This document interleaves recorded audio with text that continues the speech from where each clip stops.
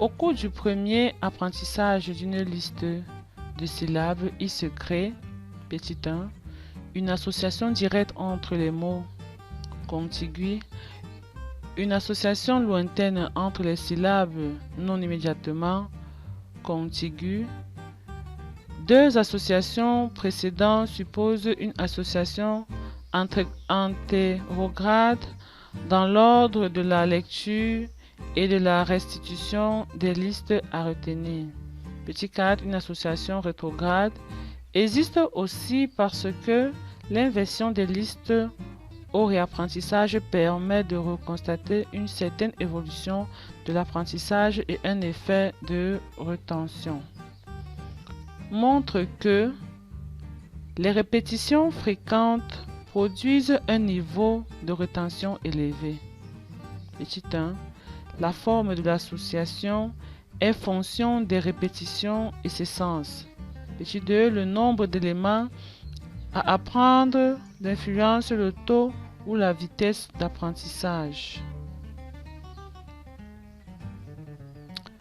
S'inscrivant dans la prolongation de l'associationnisme, les travaux de Edward Lee, Thorndike, 1874-1949, sont une première tentative de dégrader les lois générales de l'apprentissage associatif.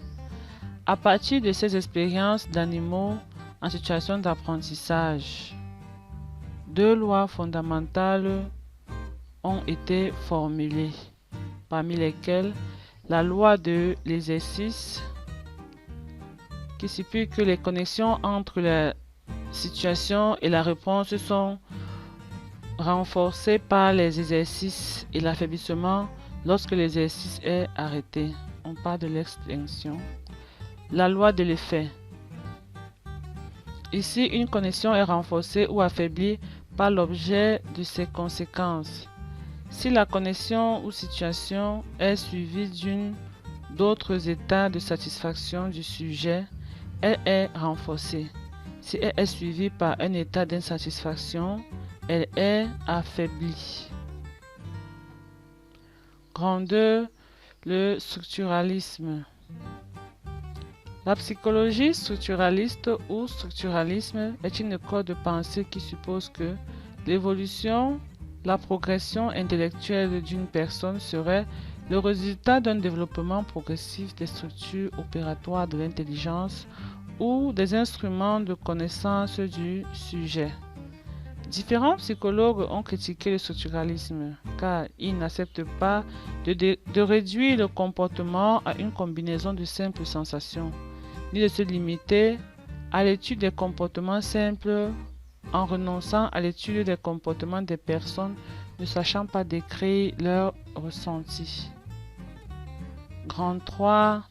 Le fonctionnalisme.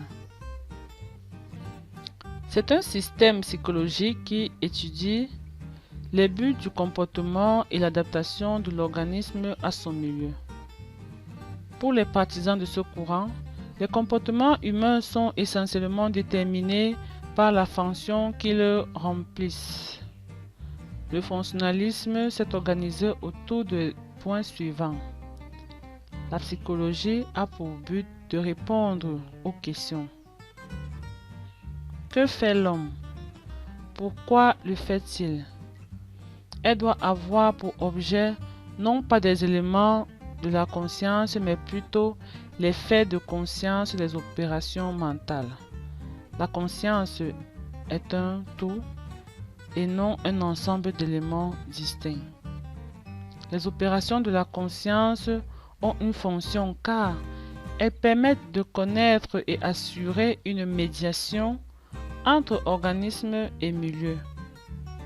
Le concept et l'esprit ne doivent pas être dissociés dans l'acte comportemental. Un des meilleurs fonctionnalistes connus est William James, qui écrit un livre en 1890 intitulé The Principles of Psychology.